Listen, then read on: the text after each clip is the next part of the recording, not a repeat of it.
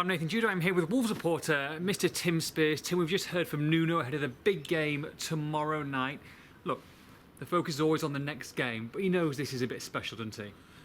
Yeah, of course. I mean, he always tries to play it down and focus on the tasks at hand, and that transmits to his players. We've seen that time and again. For big games, they haven't let it distract them, or their focus hasn't been diverted.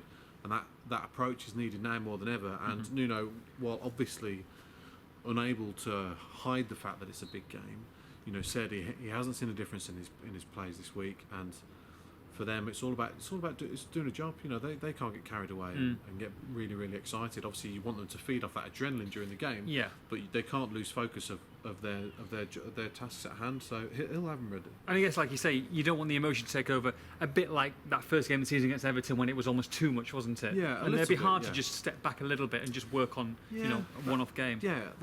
That's probably.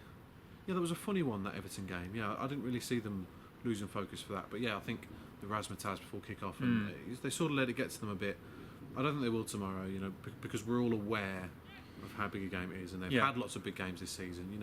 If this was a couple of years ago, then this would be by far and away the biggest, most nerve-jangling game of the season.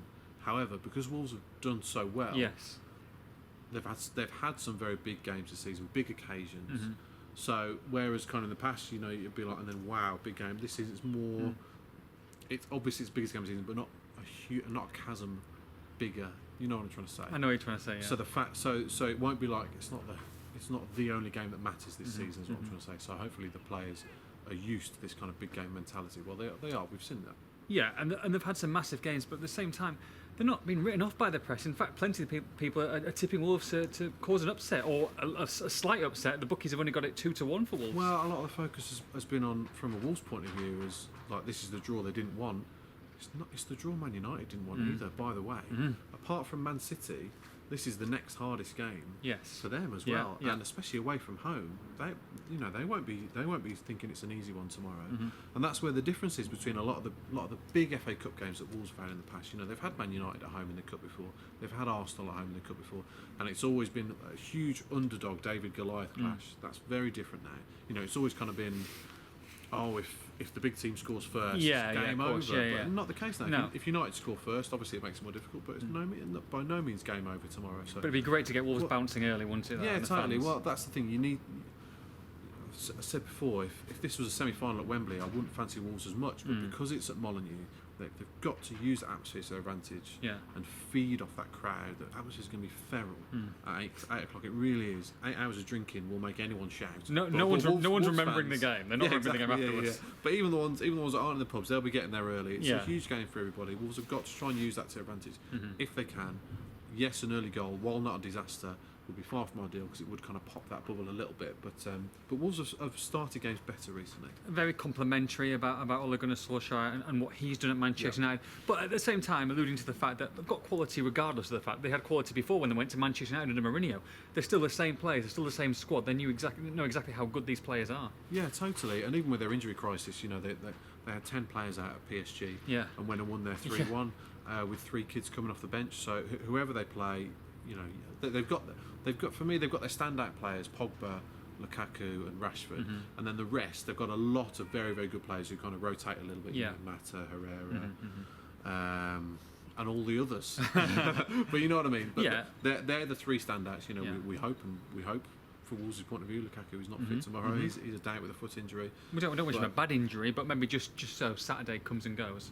Exactly. Yeah. Yeah. We don't wish ill on anybody. No. Just bit of diarrhea. Bit of me. Okay. David De Gea could play, might not play as well. De Gea? David De Gea. David De Gea. We'll see. I mean, Romero has been the cup keeper for United, as has Ruddy for Wolves, and as will Ruddy be tomorrow. Nuno's confirmed that today. That was, we all expected that, but I shouldn't imagine there'll be any surprises in his team. As for United, again, you could probably pick United's team as well. Nuno did say, though, that asked about have he had any injuries, he said we've got a few niggles, but nothing serious. Do you think was Yeah. that a bit surprising? Do you think that might allude to the fact that he might change it up a little bit? Maybe there might be a couple of surprises. I mean, it's hard to tell, isn't it? He just said, yeah, we've got a few issues, but nothing big. He said, so we'll see. I'll tell you who we hope will be starting, and that is Diogo Jota, newly promoted to the senior national Yeah. squad. Great news, fully deserved. Performed well for about 3-4 months now. Since Wolves went 3-5-2, he's pretty much every time he's played well and he's contributed a lot of goals and assists as well. Fully deserves it. He's done very well for Portugal under 21s. It's just great news for him. Great news for Wolves. Well done. And Nuno very pleased, obviously. And plenty more in that squad as well. Neves, Moutinho, hadn't really been involved in their kind of friendlies or whatever, Nations League shizzle before Christmas. He's in, and Neves is in. Neves, Patricio, and Moutinho are all in. So it's just Costa who misses out, who's been called up this season. But yeah, no, it's great. It's amazing. Portugal Wolves. So how do Wolves You beat missed that. I Manchester thought you United? like that one. Yeah, it's okay. It's fine. I mean, I've heard it before, but it's just, do you want me to retake? Dismiss Do you want to do it that again? Do it again. Say it. Portugal Oh, Wolves. I love that banter. Great crack, yeah. great crack. So how do Wolves beat Manchester United tomorrow night? Well, they have got weaknesses. I mean, Arsenal beat them. Do they need United to have an off day to beat them or not? Oh, if Man United play at 100% and Wolves play at 100%, it'll be tight and it'll be close. But you'd fancy United purely, I think, for the firepower up front. Lukaku scored 6 in 3 recently. Yeah. Rashford's been on fire. Pogba's one of the world's best midfielders, without doubt, and has been excellent as well. So Wolves at their very best and Man United at, say, 95%. That's all it kind of takes, really. Just a couple of players to have an off day. How to beat them? I would say they do have defensive weaknesses. Yeah. Arsenal exploited that last week. I think with Ashley Young suspended, we're expecting Dalot to be at right back. Young player, inexperienced. Get at him, get him isolated. Get Jota on him and get him isolated. You could say the same for Smalling and Lindelof. United's back four has been much improved of late.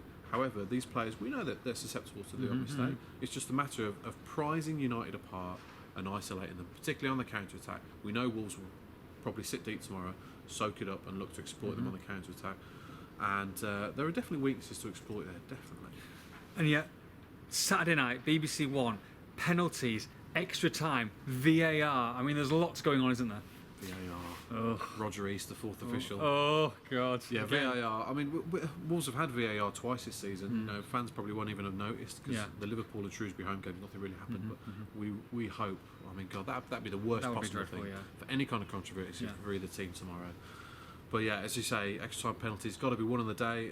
That will affect.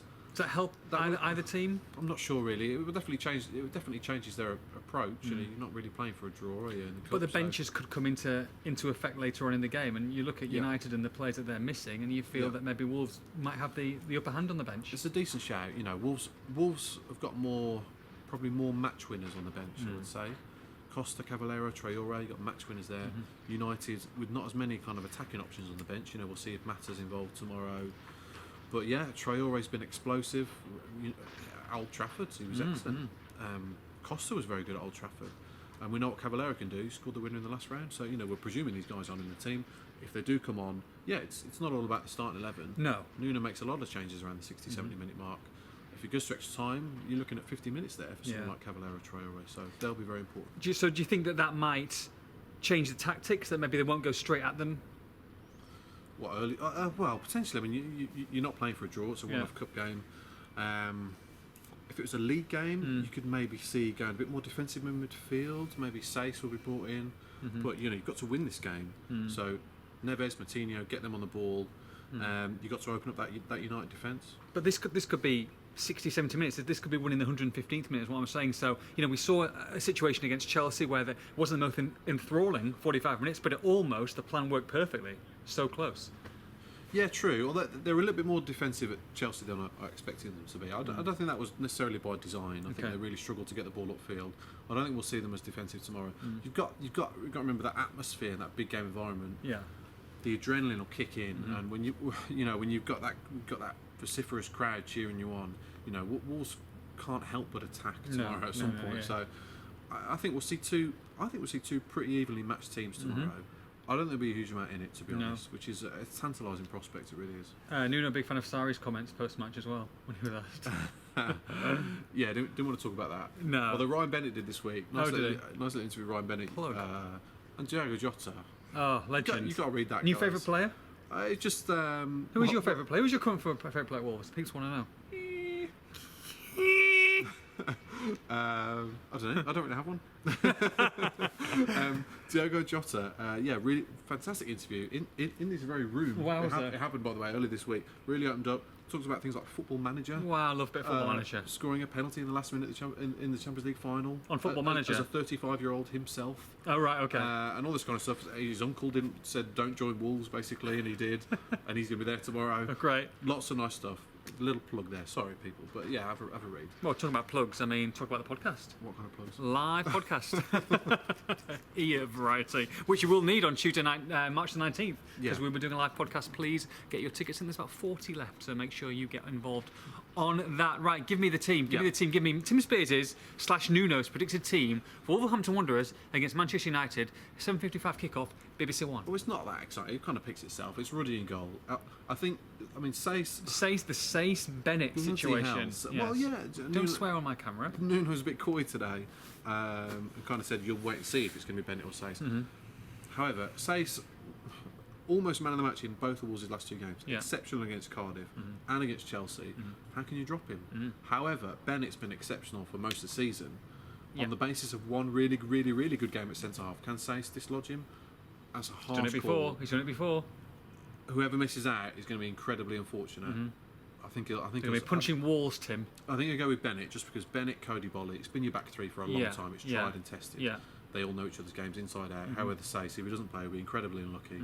And then your wing backs, Johnny and Doherty, and then I think he'll go for Neves, Matinho, and Dendoncker. I don't think Sace will make it in. Dendoncker. And then your front two. Dendonker's got a massive role to play, I think, on Saturday night, hasn't he? No, totally. I've picked him out as my key player actually for the game because Rashford, Lukaku, Martial, what a front three. But you've got to stop the supply line, which comes from Pogba more often than not. Yeah. An outstanding player. Dendonker's been brilliant with his tackles, his interceptions of late. Physical presence. Got to use that. Physical presence. And then the front two, and as Steve Ball says in his column tomorrow, yet another plug. Wowzer! But you will plug more. see, he says battle of the strikers. It's Jota, it's Jimenez, it's Lukaku, it's Rashford. Yeah. Four, not only four great players, but four in-form players. Yes. Jota and Jimenez on fire, created Wolves' last three goals for each other. Lukaku scored 6 in 3 recently, and Rashford's been awesome for about 3 months now. Yeah. What contest? Oh, it's unbelievable. Can't wait for it. Me, Tim and Joe will be Can't there. wait for it. It's in about 5 minutes, just how long this video is. Can you give me a prediction then, please? 2-1 to Wolves after extra time. Oh, very good. I think the same. For all the preview and all the build-up to this one, make sure you log on to expressandStar.com.